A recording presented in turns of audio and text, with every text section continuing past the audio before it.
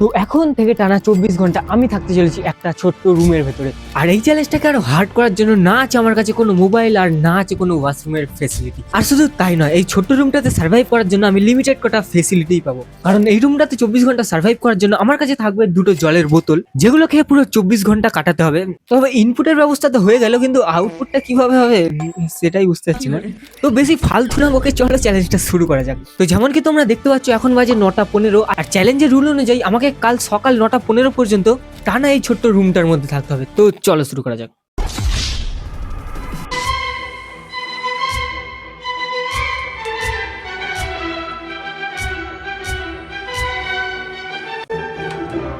শুরু করার আগে আমি দুটো বোতলে করে কিছুটা জল আর একটু প্ল্যানিং করে নিয়েছিলাম। মা খেতে দিলে আমাকে দিয়ে আসবি, ঠিক আছে? ঠিক আছে। ওই পায়খানা ফেলে কোথায় করবি?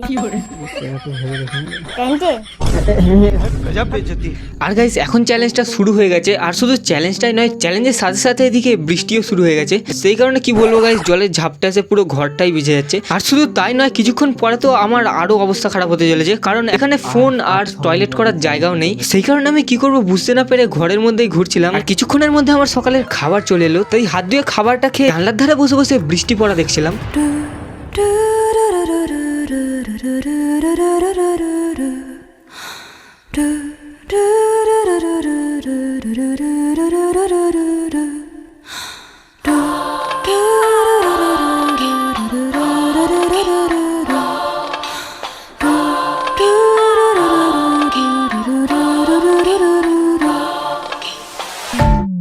গাইস এতক্ষণ পর্যন্ত সবকিছু ঠিকঠাকই চলছিল, কিন্তু এবারে শুরু হতে চলেছে আসল প্রবলেম। কারণ তারপরে শুয়ে শুয়ে পেঁয়াজি মারতে মারতে আমি কখন ঘুমিয়ে পড়েছিলাম আমি নিজেও জানি না।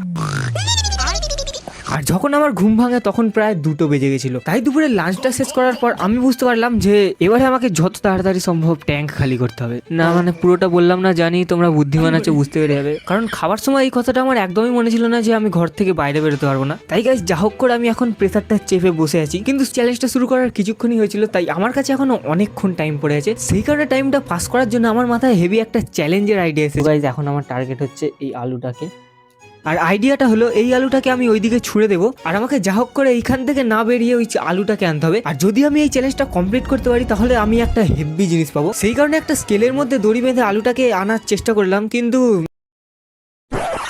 ডোন্ট ওয়ারি গাইস, কারণ আমার কাছে আরো একটা মাস্টার মাইন্ড প্ল্যান আছে, যেটাতে আমি একটা পেনকে বন্দুকের মতো তৈরি করে পেনটার সিজাতে এরকম সুতো বেঁধে দেবো। কিন্তু এটা তৈরি করার জন্য আমার একটা ছোট্ট পিন লাগবে, যেটা আমি একটা খাতা থেকে পেয়ে গেলাম। আর এবারে যদি আমি এই গার্ডারটাতে পিনটা আটকে এইভাবে টেনে ছাড়ি, তাহলে তোমরা দেখতেই পাচ্ছ যে সিজটা কেমন ভাবে যাচ্ছে। তাই আমি এই পেনের সিজটা দিয়ে আলুটাকে আনার চেষ্টা করছিলাম।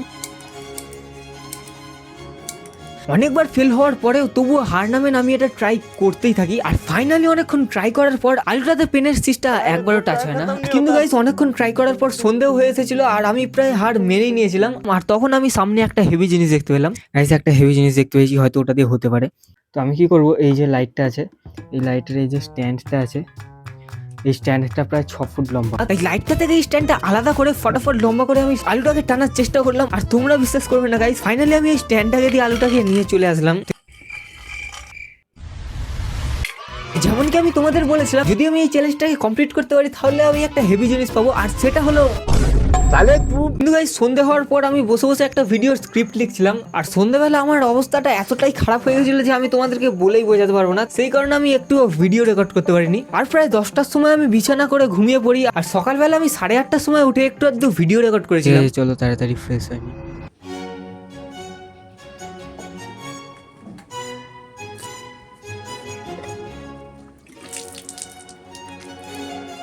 আর 5-6 মিনিট বাকি চ্যালেঞ্জটা শেষ হতে।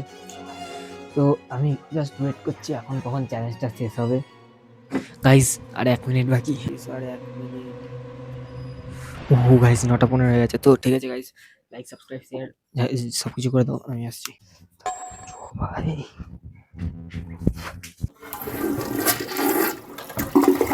তো এখন থেকে টানা 24 ঘন্টা আমি